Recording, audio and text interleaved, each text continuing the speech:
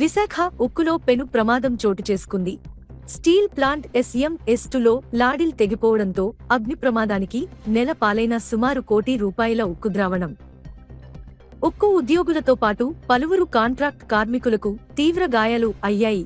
2 ఉద్యోగుల పరిస్థితి విషమంగా ఉండటంతో క్షతగాత్రులను వెంటనే హాస్పిటల్కు తరలించిన ఉక్కు యాజమాన్యం. హుటాహుటిన పరిస్థితిని అదుపులోకి తీసుకువచ్చిన అధికారులు స్టీల్ ప్లాంట్లోని SM/S2లో ఈ ప్రమాదం చోటు చేసుకుంది. 2 కాంట్రాక్ట్ వర్కర్స్ మరియు ఎంప్లాయీస్ ప్రమాదానికి గురయ్యారు. మరో ఉద్యోగ పరిస్థితి తీవ్ర విషమంగా ఉంది.